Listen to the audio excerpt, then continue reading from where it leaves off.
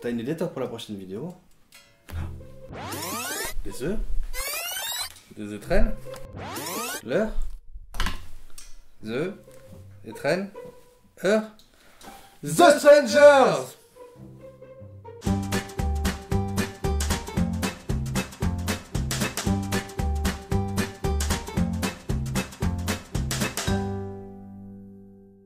Salut les internets et bienvenue pour cette nouvelle vidéo des squatteurs de ciné. Salut Thomas. Salut Thibaut.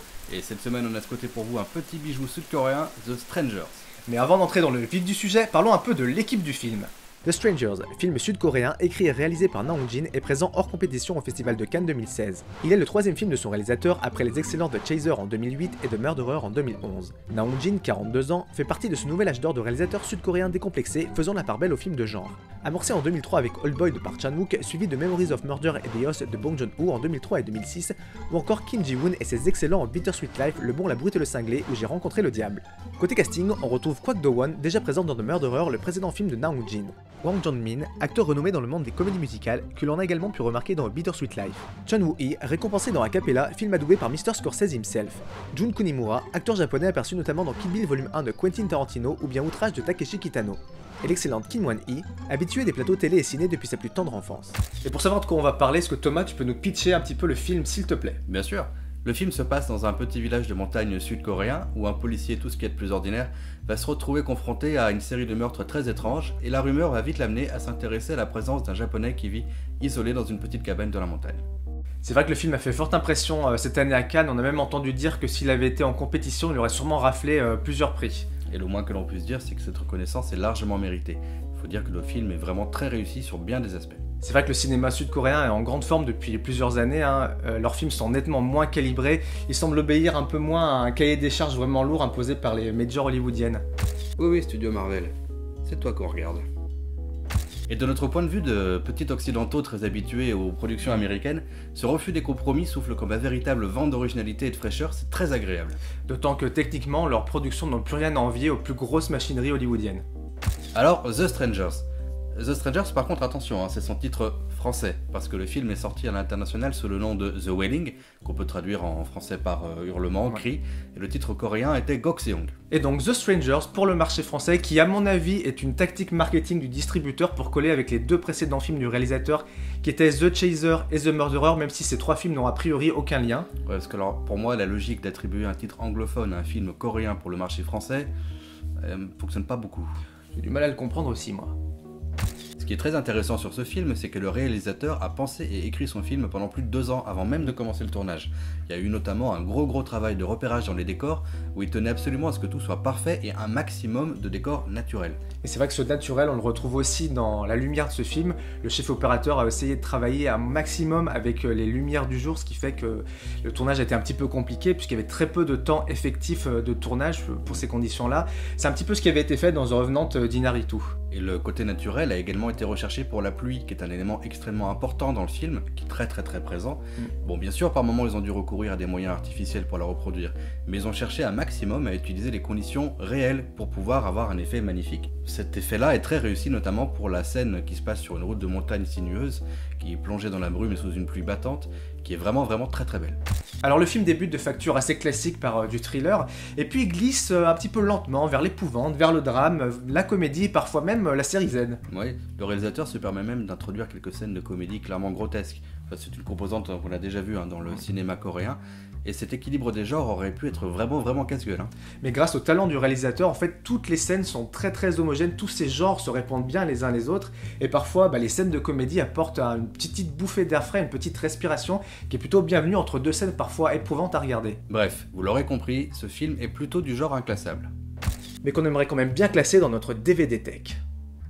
Autre écueil qui est évité au film, c'est que même si celui-ci lorgne clairement du côté de l'épouvante, surtout dans sa deuxième moitié, le réalisateur ne nous impose aucun jumpscare. Vous savez, cette mécanique qui consiste à faire sursauter les spectateurs en amenant un élément inattendu à l'image. Bouh! Putain, il est con.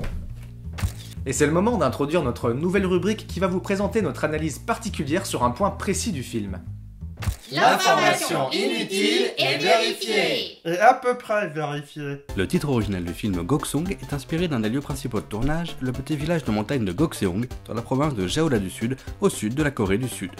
situé sur le 35e parallèle nord. À cette latitude, le soleil est visible pendant 14h31 au solstice d'été. Or, la pluie est présente dans environ 62,3% des scènes du film.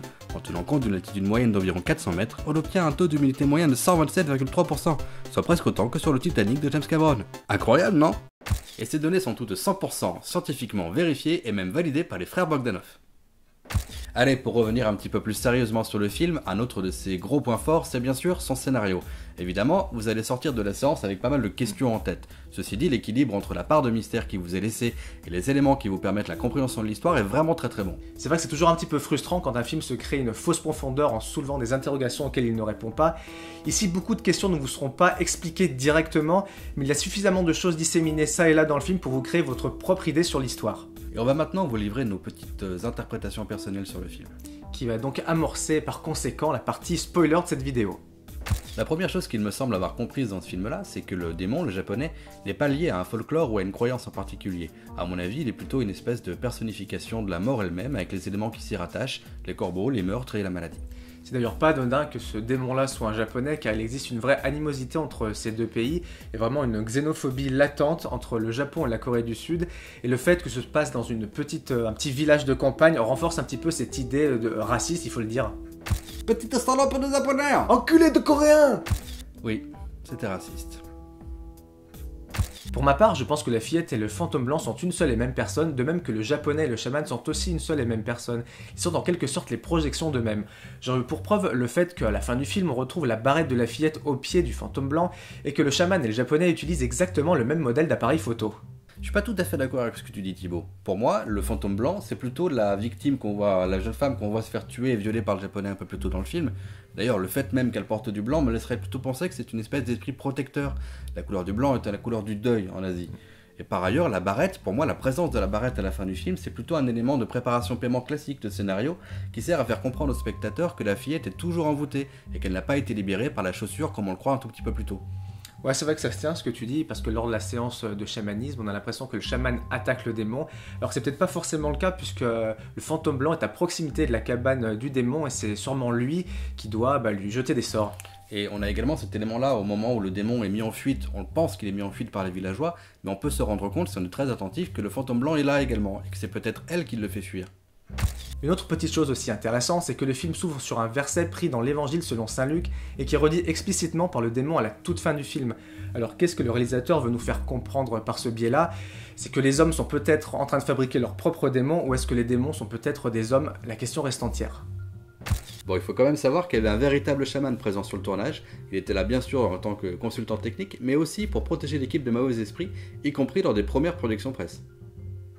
Bon, il y aurait encore beaucoup de choses à dire et à interpréter dans le film, mais il y a deux questions en particulier qui nous turlupinent et auxquelles on n'a pas réussi à trouver d'éléments de réponse particuliers.